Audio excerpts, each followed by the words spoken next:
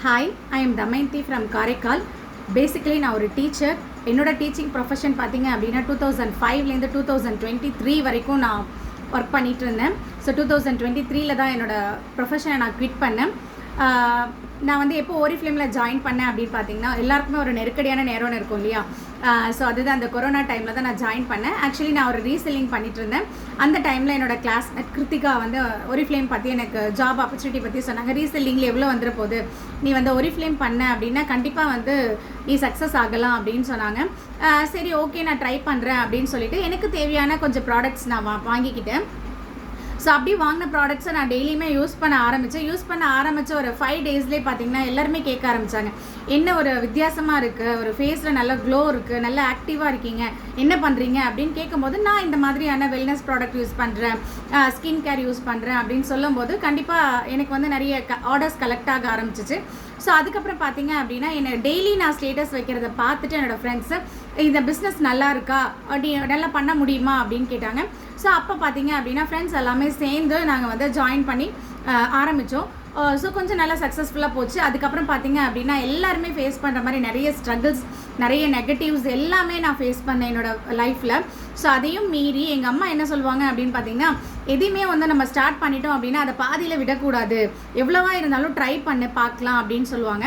So அதே மாதிரி நான் என்ன பண்ணேன் அப்படின்னா, ஓரிஃப்ளேம் அப்படின்றத நம்ம விடக்கூடாது, இது நல்ல பிளாட்ஃபார்ம் தான், லேடிஸ்க்கு ஒரு கம்ஃபர்டபுளான பிளாட்ஃபார்ம், நிறைய லேடிஸ் இருக்காங்க, அவங்களாம் பண்ணும்போது ஏன் நம்மளால் பண்ண முடியாது அப்படின்னு சொல்லிட்டு என்ன பண்ணேன் அப்படின்னா நானும் கண்டினியூ பண்ணிகிட்டே இருந்தேன். ஸோ அதுக்கு எனக்கு கிடைச்ச அவார்ட் பார்த்தீங்க அப்படின்னா, நான் ஒரு 15,000 எனக்கு கிடைச்சா போதும் அப்படின்ற ஒரு எய்மில் தான் நான் வந்து ஒர்க் பண்ண ஸ்டார்ட் பண்ணேன். பட் அந்த 15,000 இல்லாமல் நான் சீனியர் மேனேஜர் ஆகும்போது பார்த்தீங்கன்னா எனக்கு 35,000 கிட்ட இன்கம் கிடச்சிச்சு. அதுக்கப்புறம் பார்த்தீங்கன்னா டிரெக்டர் ஆகும்போது எனக்கு கேஷ் அவார்ட் கிடச்சிச்சு. 50,000 கம்மியாலாம் இல்லைங்க, 50,000 கிடச்சிச்சு. அதுக்கப்புறம் நான் வந்து கோல்டு டைரக்டர் ஆனேன். சீனியர் டைரக்டர் ஆகும்போது எனக்கு 75,000. அது கோல்டு டைரக்டர் ஆகும்போது எனக்கு வந்து பார்த்தீங்க அப்படின்னா 1 lakh கிட்ட கேஷ் அவார்ட் கிடச்சிச்சு. ஸோ கேஷ் அவார்ட் மட்டுமே நான் வந்து இவ்வளோ ஏர்ன் பண்ணியிருக்கேன், கிட்டத்தட்ட ஒரு 2 lakhs. அது மட்டும் இல்லாமல் நான் வந்து 4 கண்ட்ரீஸ்க்கு வந்து ஃபாரின் ட்ரிப்ஸ் மாதிரி போயிட்டு வந்திருக்கேன். துபாய், பேங்காக், ஸ்பெயின், வியட்நாம், இந்த 4 கண்ட்ரீஸ்க்கு நான் ஒரு டீச்சிங் ப்ரொஃபஷனில் இருந்தேன் அப்படின்னா எனக்கு இதெல்லாம் கிடைக்குமா அப்படின்னா தெரியாது. மேக்ஸிமம் கம்பெனியோட செலவுலே என்னை வந்து இவ்வளோ ஃபாரின் ட்ரிப்ஸ் கூட்டிகிட்டு போயிருக்காங்க. அது மட்டும் இல்லாமல் நான் பார்த்தீங்க அப்படின்னா ஸ்கூலு விட்டால் வீடு, இதை தவிர எனக்கு வேறு எதுவும் எங்கள் ஏரியாலே, அதாவது காரைக்காலே வேறு ஏதாவது சந்தில் மாற்றி விட்டாங்க, வேறு ஏதாவது ஸ்ட்ரீட்டில் மாற்றி விட்டாங்க அப்படின்னா கூட எனக்கு கரெக்டான ஸ்ட்ரீட்டு கண்டுபிடிச்சி எனக்கு வர தெரியாது. அந்த மாதிரி தான் எந்த ஒரு வழி சொல்லிக் கொடுக்குறாங்களோ அதே வழியை மட்டும் தான் ஃபாலோ பண்ணுவேன். இங்கே அங்கே போனது கிடையாது. வேறு எங்காவது வெளியில் போகணும் அப்படின்னா ஃபேமிலிஸோடு தான் போயிருக்கேன், தனியாக எதுவுமே போனது கிடையாது. பட் இந்த ஓரிஃப்ளேமில் வந்து இல்லைன்னா சென்னையாக இருக்கட்டும், கோயம்புத்தூராக இருக்கட்டும், கொச்சியாக இருக்கட்டும், மதுரையாக இருக்கட்டும், எல்லாமே நான் தனியாகவே ட்ராவல் பண்ணுறேன். இந்த ஒரு ஃபினான்ஷியல் இண்டிபெண்ட்டும் சரி, எனக்கு ஒரு கான்ஃபிடென்ட்டுமே இந்த ஓரிஃப்ளேம் எனக்கு கொடுத்துருக்கு.